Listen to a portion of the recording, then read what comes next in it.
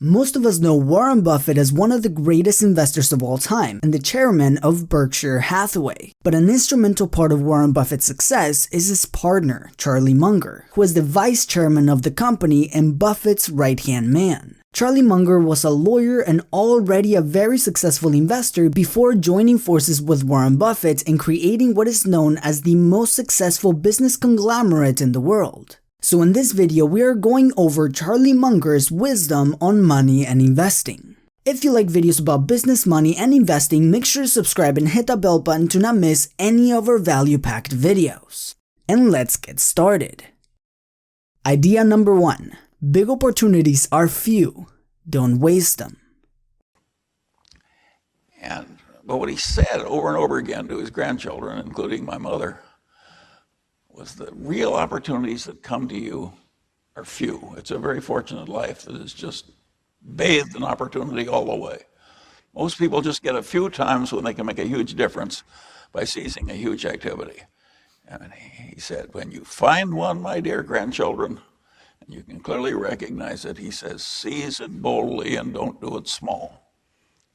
And my mother, who wasn't interested in finance, but liked to talk the family, she liked to transmit the family quirks.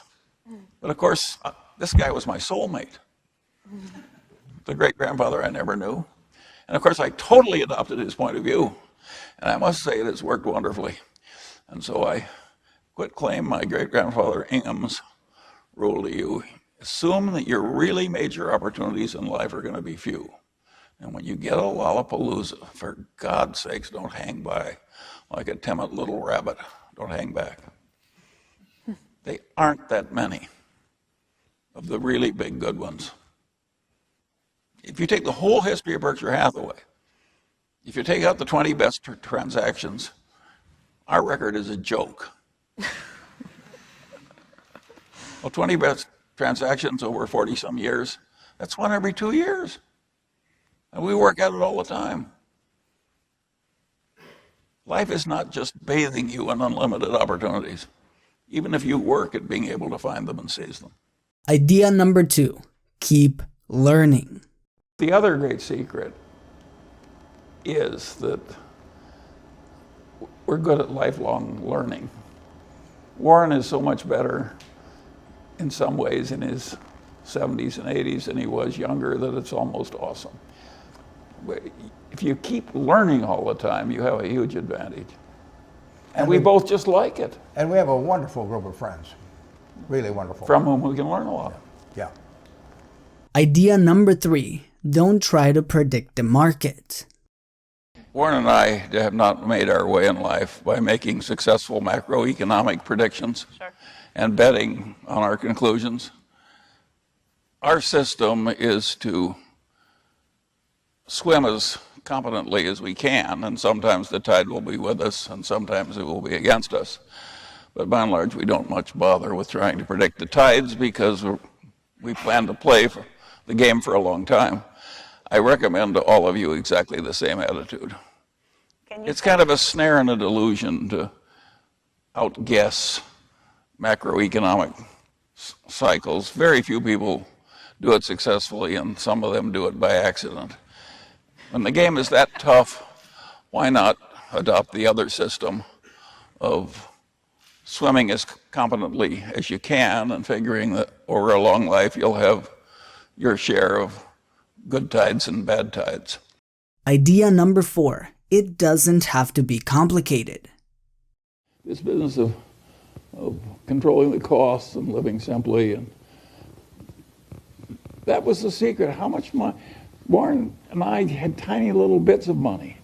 We always underspent our incomes and we invested, and if you live long enough, you end up rich. It's not very complicated. And now there is a part of life which is, how do you scramble out of your mistakes without them costing too much? And we've done some of that too. And if you look at Berkshire Hathaway, think of its founding businesses: a doomed department store, a doomed New England textile company, and a doomed trading stamp company. Out of that came Berkshire Hathaway.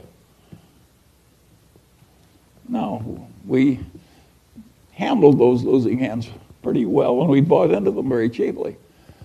But of course, the success came from changing our ways and getting into the better businesses. And it isn't that we were so good at doing things that were difficult.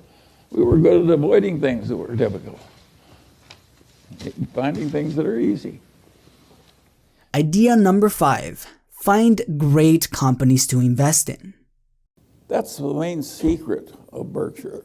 The reason that Berkshire has been successful as a big conglomerate, more successful than any other big conglomerate, so far as I know, any other big conglomerate in the world.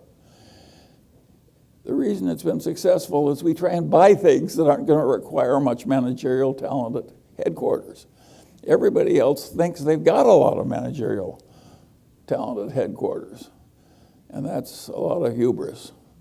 If the business is lousy enough, and it gets a wonderful manager, and the business has a lousy reputation, and the manager has a good reputation, it's the reputation of the business that's going to remain intact.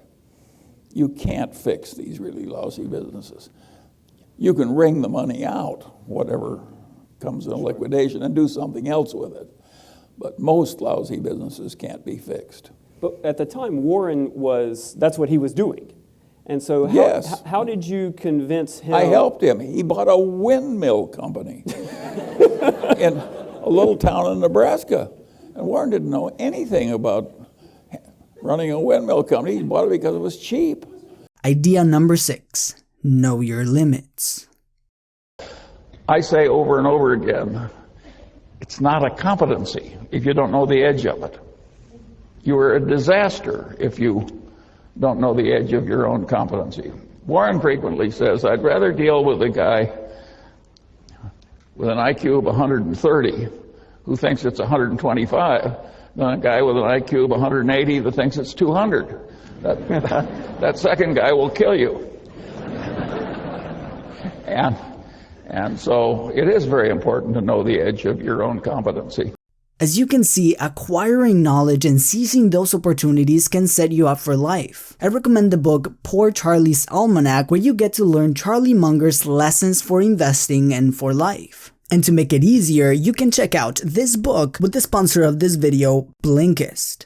You see, Blinkist takes the top non-fiction bestsellers and puts them into 15-minute text or audio explainers, so you can listen to the main ideas of a book podcast style. You can learn about topics like philosophy, history, and science, or dive into psychology, health, nutrition, personal growth, or one of my favorites, finances. You have thousands of the best titles in 27 different categories to choose from. And now they have a new feature called Shorecast, where you can get the main ideas of a podcast much faster.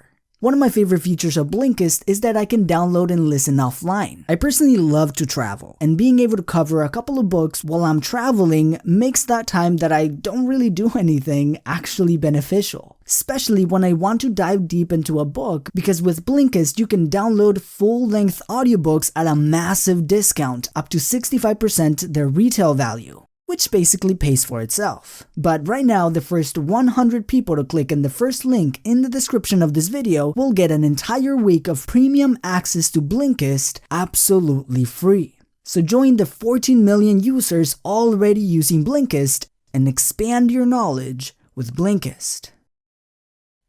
And as always, thank you for watching, and I will see you in the next video.